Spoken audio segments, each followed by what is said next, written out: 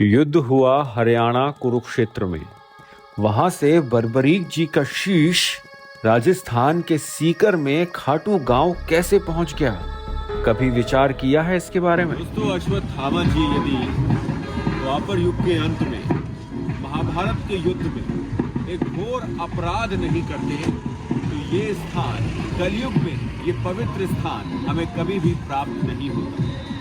सुबह के 5 बज रहे हैं और मैं खड़ा हूँ बाबा खाटू श्याम के द्वार पर, जहाँ से यात्रा आरंभ होती है बाबा खाटू श्याम के मंदिर के दर्शन के। वैसे कुछ लोग तो रिंगस के मोड़ से भी पैदल आते हैं निशान लेके, परंतु मैं यहीं से अपनी यात्रा आरंभ करने वाला हूँ।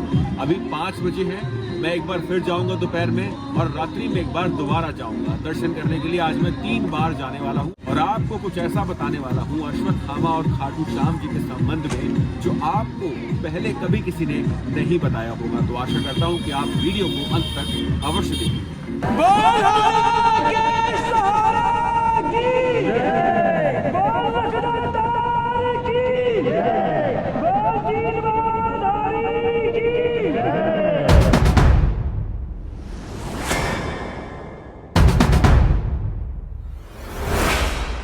महाभारत के युद्ध के अंतिम दिवस में सुयोधन अर्थात दुर्योधन को ज्ञात हो गया था कि उसकी पराजय निश्चित है। वो एक सरोवर में जाकर बैठ गया और वहीं उस क्षण महाभारत के युद्ध का आधिकारिक रूप से अंत हो गया था। कुछ लोग ये मानते हैं कि दुर्योधन युद्ध का मैदान छोड़कर भाग गया था और किसी सरोवर में जाके कहीं छुप गया था, परंतु मैं ये नहीं मानता। दुर्योधन निर्भीक शक्तिशाली योद्धा था। बहुत बड़ी सेना थी उसकी। सैनिकों की मृत्यु हुई, अत्यधिक सैनिकों की उसकी मृत्यु हो गई थी। 24,000 सैनिक युद्ध का मैदान छोड़कर भाग गए थे। वो जो मृत शरीर थे ना सैनिकों के, उनको उठाते उठाते थक गया हूं मैं, थक गया हूं। तो ये है तोरण द्वार और यहाँ से बाबा खाटू की यात्रा आरंभ होती है। तकरीबन 1-1.5 किलोमीटर यहाँ से आपको दूर मंदिर पड़ेगा, आपको पैदल जाना होगा। और यहाँ हमेशा उत्सव, ऐसा लगता है कि यहाँ पर उत्सव जैसा दृश्य है सदा ही। आप 24 घंटे आएंगे तब भी आपको ऐसे ही लगेगा।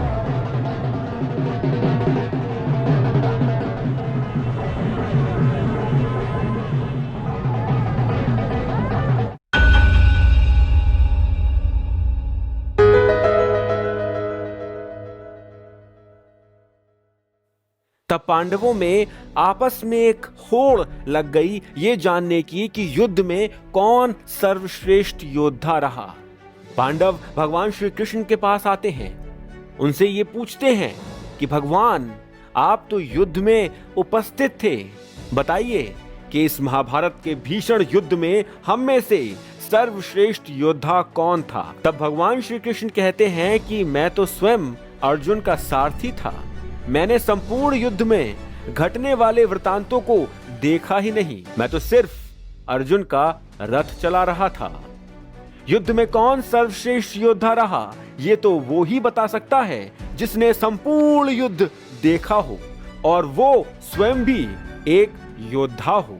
तब भगवान श्री कृष्ण पांडवों के साथ मौरवी नंदन अर्थात बर्बरीक जी के पास आते हैं। बर्बरीक जी ने दूर एक पहाड़ी से महाभारत का पूरा युद्ध देखा था।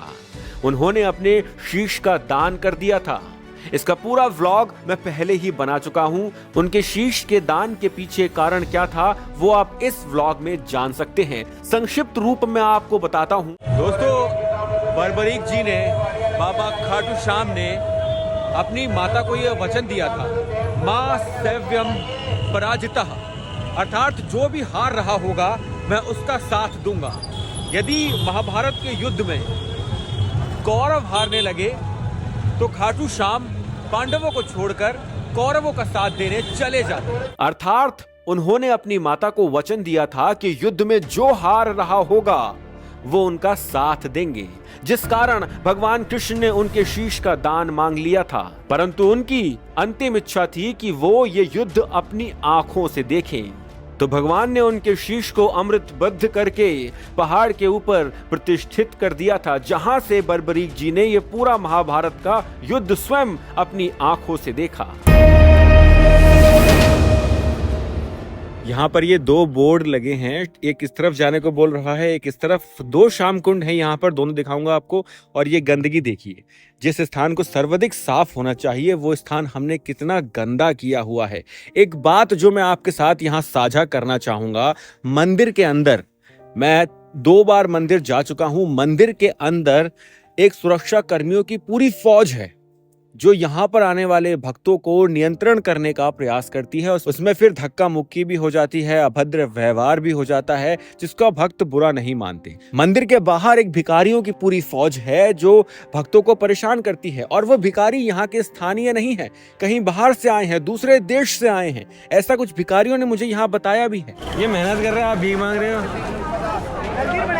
कहाँ से आए हैं? ये हिंदुस्तानी है, ये सुरक्षा कर्मियों की फौज, भिखारियों की फौज, और यहां पर निरंतर बढ़ती हुई भक्तों की भीड़ होने के पश्चात भी साफ सफाई ना के बराबर है, न्यूनतम है बिल्कुल।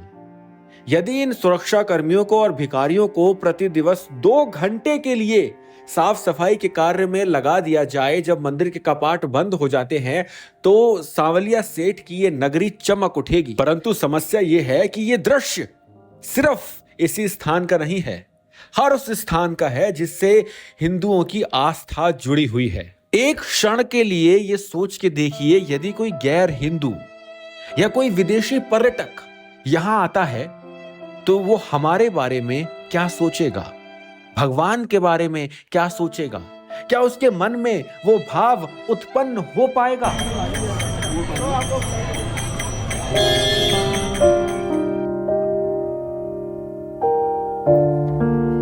तो वो ही एक ऐसे योद्धा थे जो किसी से भी प्रभावित ना होकर असत्य नहीं बोलेंगे।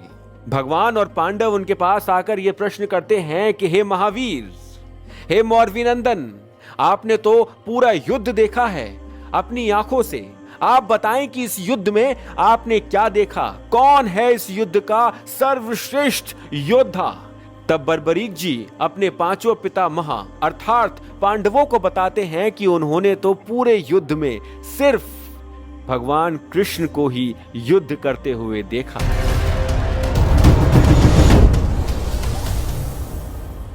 ये है दोस्तों पहला श्याम कुंड, और यहाँ पर माता रानी का मंदिर है, माँ गायत्री का मंदिर है, यहाँ पर हनुमान जी का मंदिर है। यहाँ पर आपको नीचे कुंड मिलेगा जहाँ पर लोग अपने जहाँ पर आप पैर रख के जाएंगे तो आपके पैर धुलेंगे। और कुछ मान्यताएं बताती हैं कि यहाँ पर शीश मिला था, परंतु ये मुझे सत्य नहीं लगता। जो दूसरा कुंड है वहां पर ऐसा लगता है, प्रतीत होता है कि शीश जो है भगवान खाटू श्याम जी का वो उसी स्थान पर मिला होगा यहाँ पर ये। परंतु एक बहुत ही उत्तम स्थान है, यहाँ आके आपको अंदर से वो आभास होता है कि आप किसी दिव्य स्थान पर इस समय उपस्थित हैं। चलिए अब आपको दूसरे कुंड पर लेकर चलता हूँ जहाँ पर खाटू श्याम बाबा का शीश मिला था।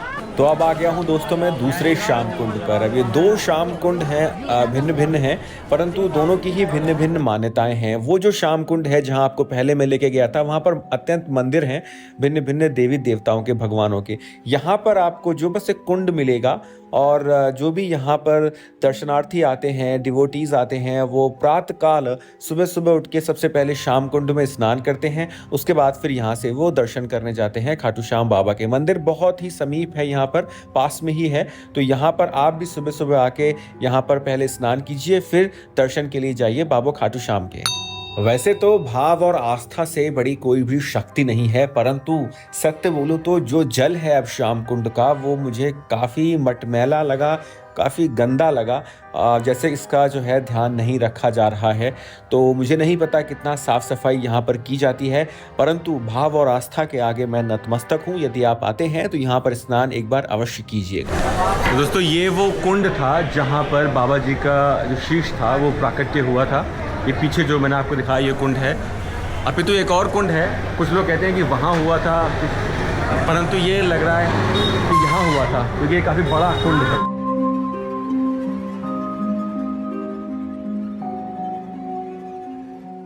हर तरफ बस भगवान श्री कृष्ण और उनका सुदर्शन चक्र ही दिखाई पड़ रहा था। वो ही लड़ रहे थे, वो ही पराजित हो रहे थे और वो ही विजयी हो रहे थे। ये सुनकर पांडव समझ जाते हैं कि युद्ध हो या जीवन, कृष्ण की इच्छा के बिना कोई कुछ नहीं, कोई भी सर्वश्रेष्ठ नहीं।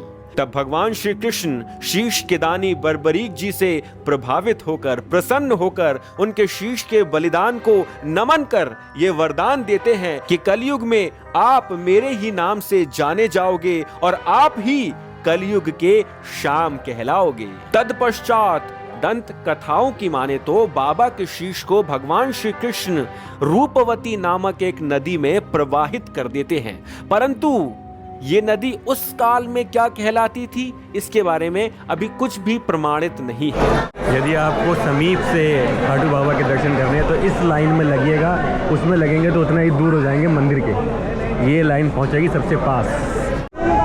दोस्तों मैं आ गया हूँ तीसरी बार खाटू बाबा के दर्शन करने। सुबह आया था, दोपहर को आया था और अब शाम को आ रहा हूँ। 7 बज रहे हैं अभी आसपास, और संभवतः यदि ये मंदिर और थोड़ी देर खुलेगा तो मैं एक बार और आ जाऊँगा। 4 बार दर्शन करने में एक दिन में आ जाऊँगा यहाँ पर। और देखते हैं, बाबा तो सबके सुनते ही हैं, आपकी भी सुने। मैं आपके सबके लिए ये मनोकामना करता हूँ कि सबकी मनोकामनाएं सिद्ध हो, सबके जो भी स्वप्न हैं वो पूरे हो, जो बड़े बड़े सपने हैं आपके। जय हो खाटू बाबा की, खाटू नरेश की जय हो।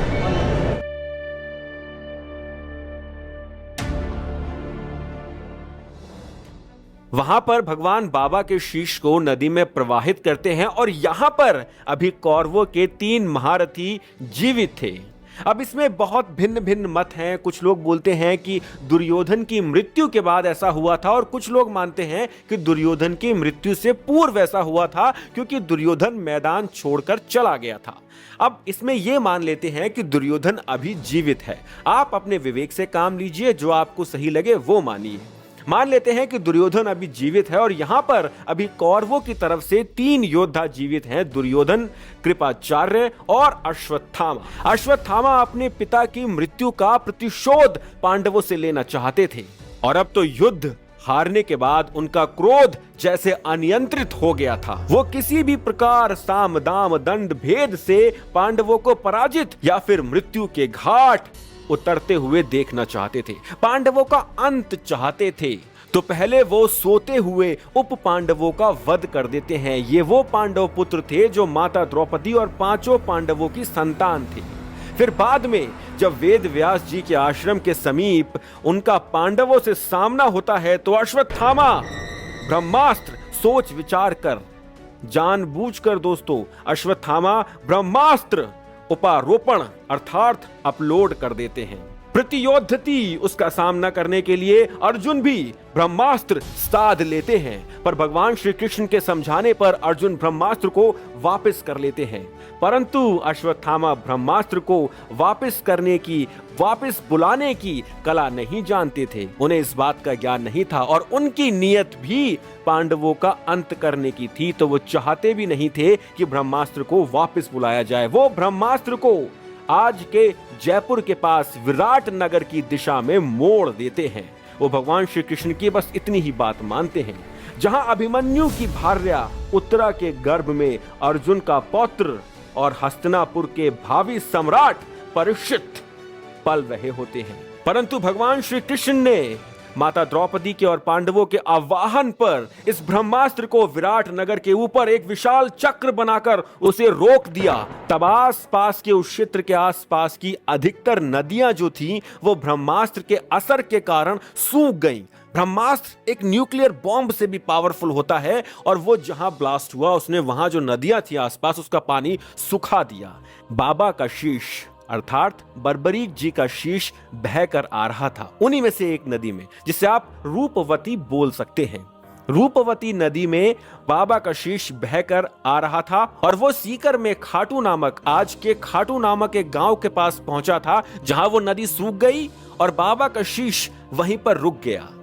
यह है वो श्याम कुंड नामक स्थान दोस्तों, जहां पर बाबा का शीश मिला था, और माना जाता है कि यहीं पर वो नदी सूख गई थी और जिसके बाद वो शीश यहीं पर रुक गया था, थम गया था।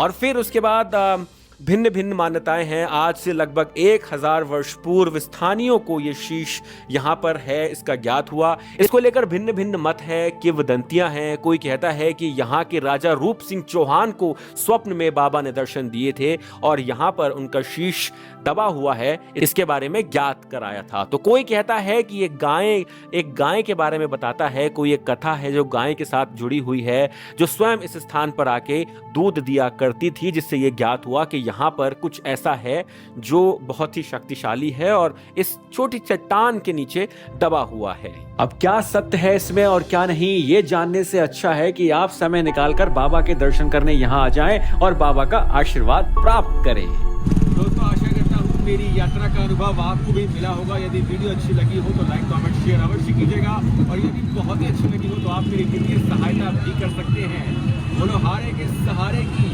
जय हो।